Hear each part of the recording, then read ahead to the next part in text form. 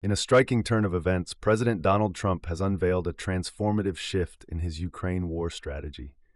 Once hesitant to entangle the U.S. in Europe's longest active war, Trump is now wielding both diplomacy and economic force in a bold two-pronged approach that could reshape the conflict. Frustrated by repeated failures to broker peace with Russian President Vladimir Putin, Trump has turned up the pressure, threatening crippling tariffs and pledging indirect military aid through European allies. The message is clear. The status quo has worn thin, and Trump intends to end the war his way. At the heart of Trump's new strategy is an unconventional plan to funnel weapons into Ukraine, without direct U.S. delivery.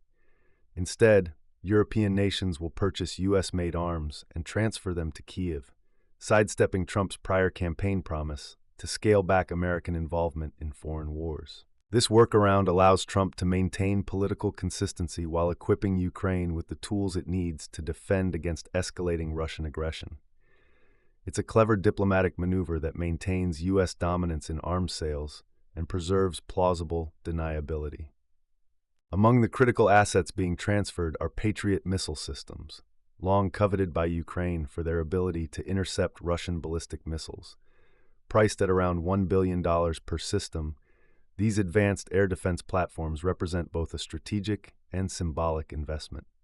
Beyond Patriots, European nations may also purchase and transfer short-range missiles, howitzer artillery rounds, and medium-range air-to-air missiles, expanding Ukraine's military capacity while limiting direct U.S. liability. NATO Secretary General Mark Rutte, seated beside Trump during the announcement in the Oval Office, hailed the deal as a game-changer.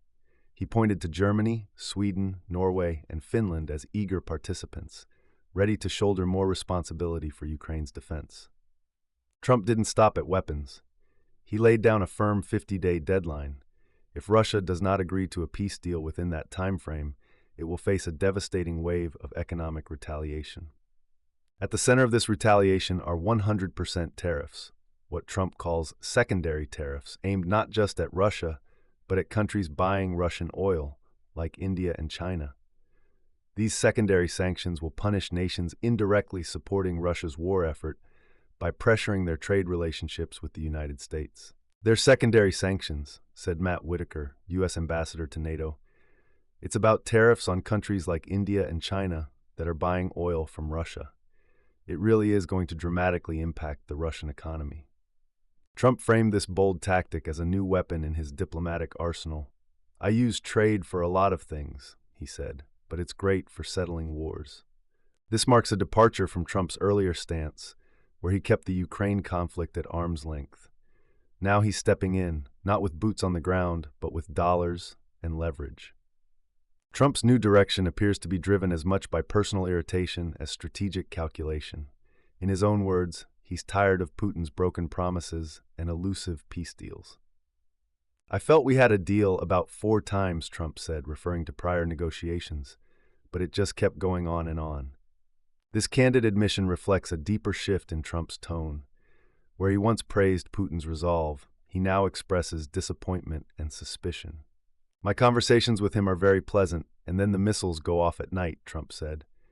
He fooled Clinton, Bush, Obama, Biden, but he didn't fool me. Despite this frustration, Trump stopped short of cutting ties completely. When asked by the BBC if he was done with Putin, he responded, "I'm disappointed in him, but I'm not done with him." This ambiguity leaves room for future diplomacy, but only if Putin responds within the newly imposed timeframe. In Kyiv, Ukrainian President Volodymyr Zelensky welcomed the announcement. He expressed gratitude to the U.S., Germany, and Norway for advancing a plan that could dramatically bolster Ukraine's defenses. We're working on major defense agreements with America, Zelensky said. Ukraine is absolutely ready for all honest and effective steps toward peace, lasting peace, and real security. It is Russia that isn't ready. It is Russia that must be forced. The plan has also reinvigorated confidence among European allies. Months of doubt surrounding Trump's post-election stance on Ukraine have been replaced with pragmatic cooperation.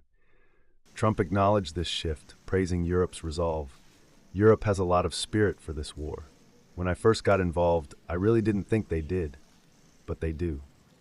The new arrangement allows for faster deployment of crucial equipment. U.S. officials noted that transferring existing weapons already stationed in Europe is quicker than producing new systems stateside. It's logistics with geopolitical logic, and Zelensky knows it. From a financial standpoint, Trump's plan could prove lucrative for U.S. defense contractors.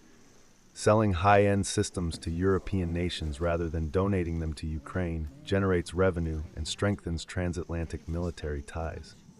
Politically, it gives Trump cover. By supporting Ukraine indirectly, he avoids accusations of backtracking on his non-interventionist campaign rhetoric. He preserves the image of a deal-maker rather than a warmonger. For Russia, however, the costs are rising. Secondary sanctions aimed at oil trade could choke off vital economic lifelines. Losing customers like India or China, or forcing them into more expensive arrangements, would compound the impact of existing sanctions and internal instability. Officials believe this coordinated pressure could finally bring Putin to the negotiating table. Whether it will succeed remains to be seen, but for the first time in months, the diplomatic landscape feels dynamic. This isn't just about Ukraine. It's about how global power is exercised in a post-pandemic, post-neutrality world. Trump's pivot is a case study in hybrid warfare, using trade, diplomacy, and alliances to create battlefield shifts without direct military engagement. He's betting that financial pain will succeed where diplomacy failed, and he's counting on Europe's willingness to act as a partner rather than a passive observer. The weapons, the countdown, the tariffs, all of it is a calculated dance of influence, frustration, and strategic force. The war in Ukraine has dragged on with devastating human cost, but Trump's strategy could be a turning point if it delivers results. He's trying to weaponize leverage instead of soldiers, trade deals instead of airstrikes.